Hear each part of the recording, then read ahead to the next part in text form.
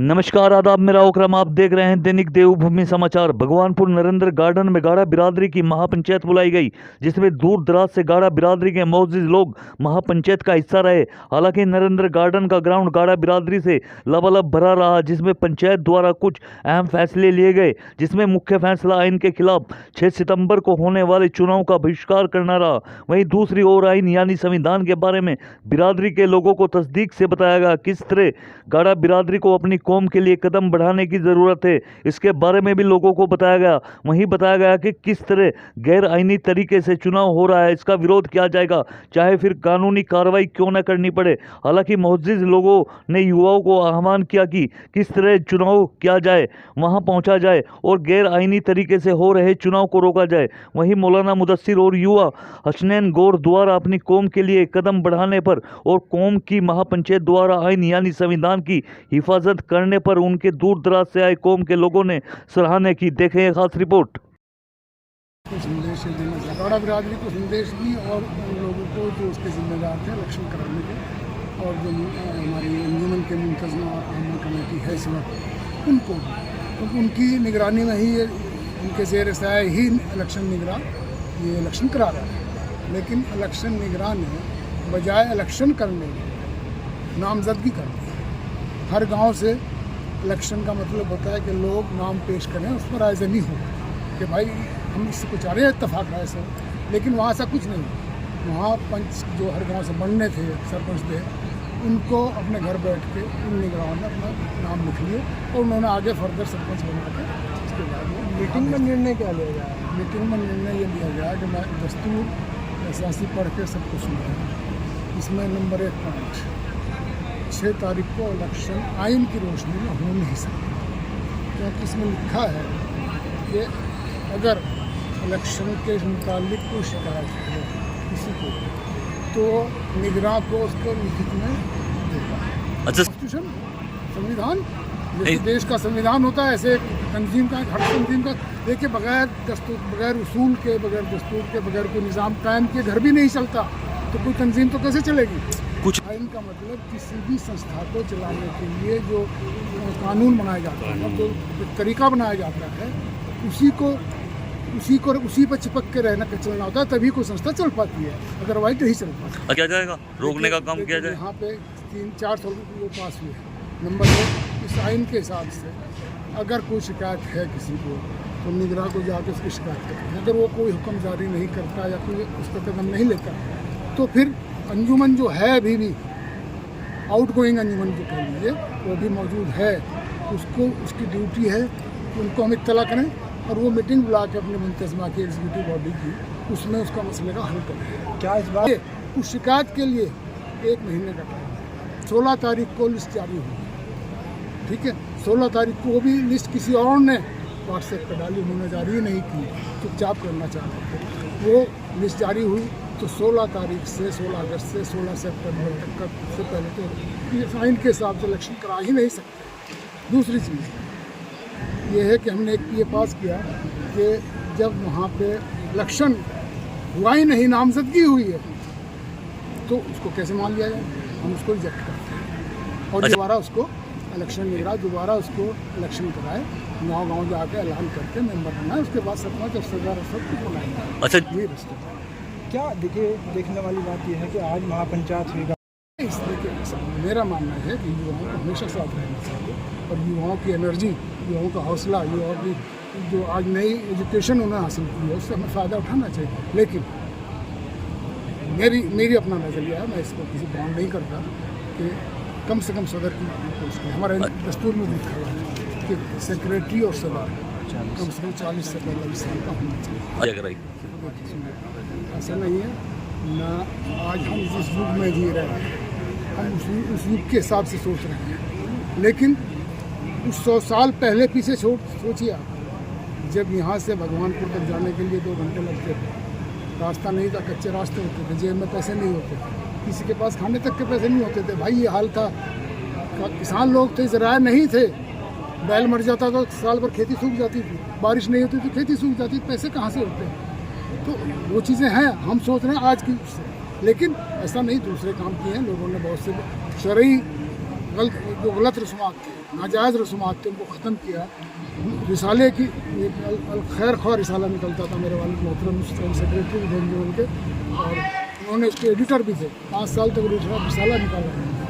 उसके बाद अल-मुस्लिम मौलवी सालिम साहब अभी भी मौजूद हयात हैं, उन्होंने बाबू जमील एडवोकेट साहब थे, उनकी उसमें निकला। अच्छा, इस पर क्या कहोगे? देखिए साहब, मैं एक बात बता दूँ आपको, मुनीर भाई हूँ या सब मेरे भाई हैं, मेरे बड़े हैं, मेरे छोटे हैं।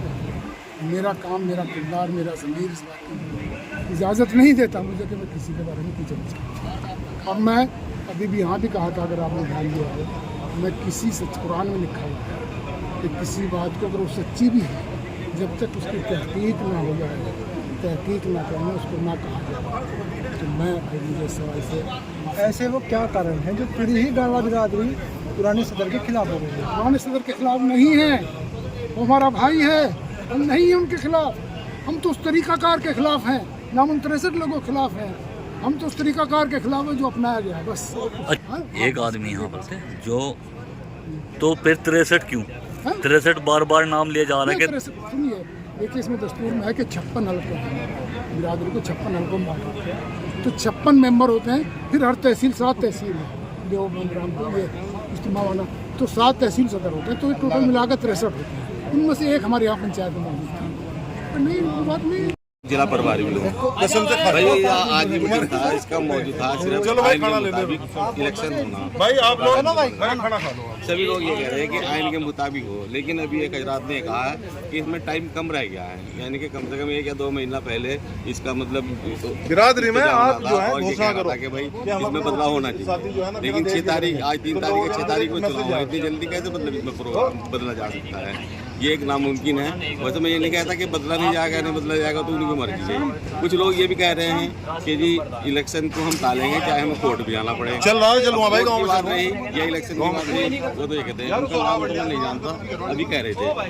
मेरे ख्याल से आज दिन तक आप कोई एडवोकेट है हल्लेखंडी है, तो हाँ, तो ये इस तरीके की बातें हो रही हैं। अब देखते हैं ये इलेक्शन टलता है या नहीं टलता है। रही बात कारनामों की, कारनामे तो जो बीत गया, जिसका बीता हुआ कल है, उस पर सबसे बुरा या इल्ज़ाम ही आते हैं। जो आना वाला कल है उसमें सबके सभी कहते हैं कि हम अच्छा काम करेंगे, अच्छा काम करेंगे। इसका सही अंदाजा तो तभी लगेगा जब हम इन्हें बरत लेंगे और इनका कारनामा देख पाएंगे।